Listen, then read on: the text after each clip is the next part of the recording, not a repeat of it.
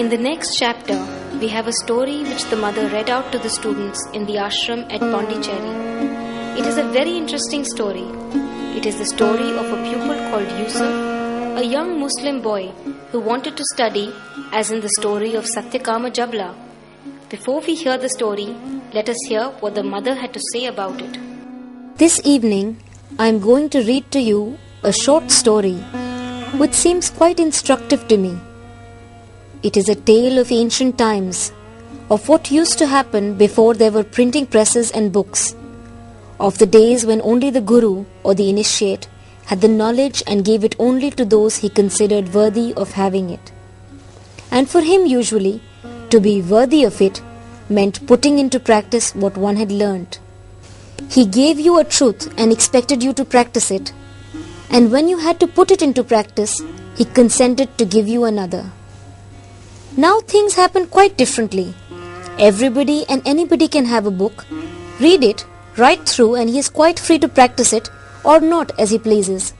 This is all very well, but it creates a certain confusion in many minds, and people who have read many books think that it is enough and that all sorts of miraculous things must happen to them because they have read books, and that they don't need to make the trouble of practicing.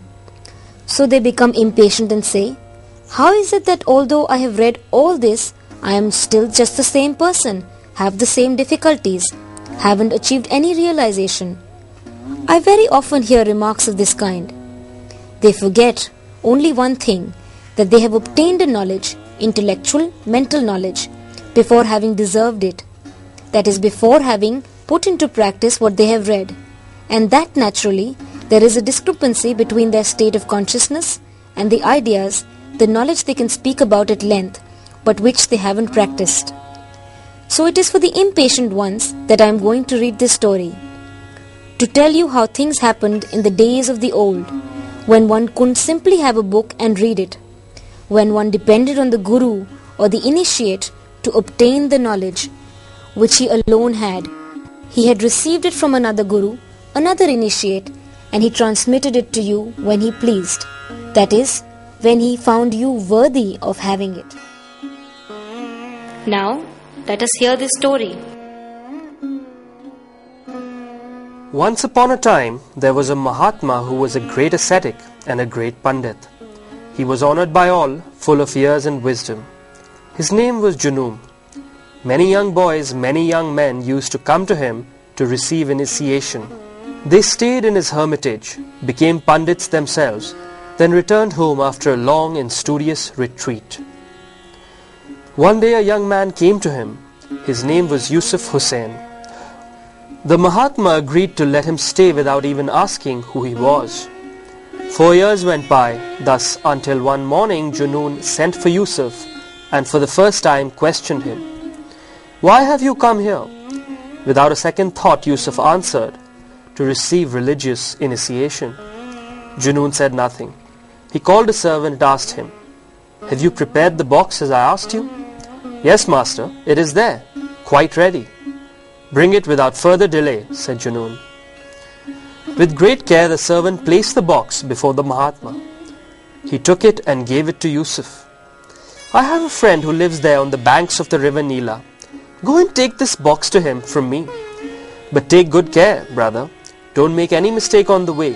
Keep this box carefully with you and give it to the man whom it is for.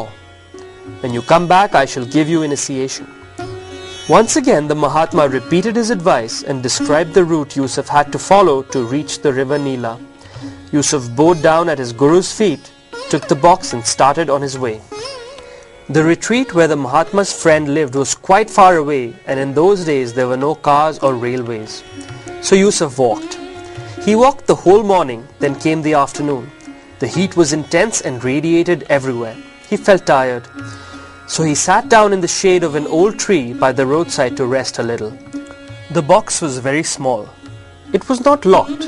Besides, Yusuf had not even paid attention to it. His guru had told him to carry a box, and he had started off without another word. But now, during the afternoon rest, Yusuf began to think. His mind was free to wander with nothing to occupy it. It would be very rare indeed if on such occasions some foolish idea did not cross the mind. Thus his eyes fell on the box. He began to look at it. A pretty little box. Why, it does not seem to be locked. And how light it is! Is it possible that there is anything inside? So light. Perhaps it is empty. Yusuf stretched out his hand as though to open it. Suddenly he thought better of it. But no.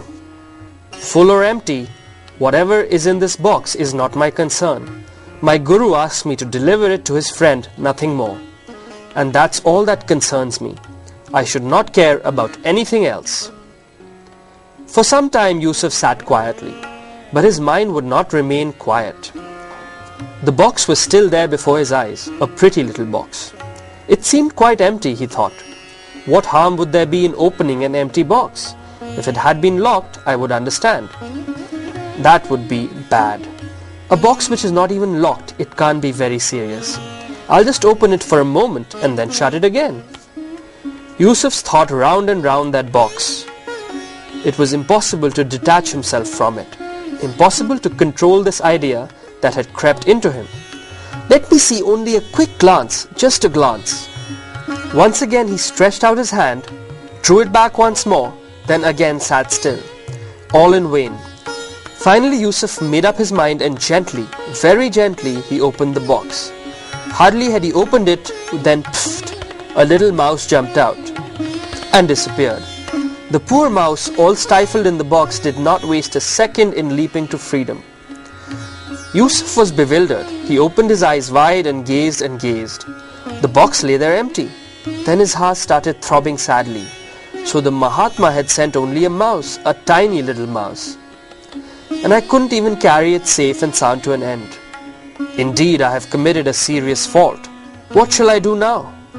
Yusuf was full of regrets, but there was nothing more to do now. In vain he went round the tree, in vain he looked up and down the road. The little mouse had actually fled. With a trembling hand Yusuf closed the lid and in dismay resumed his journey. When he reached the river Nila and the house of his master's friend, Yusuf handed the Mahatma's present to him and waited silently in a corner because of the fault he had committed. This man was a great saint. He opened the box and immediately understood what had happened. Well, Yusuf, he said, turning to the young aspirant, so you have lost that mouse.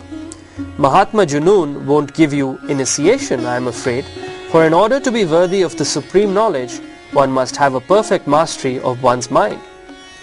Your master clearly had some doubts about your willpower. That is why he resorted to this little trick to put you to the test.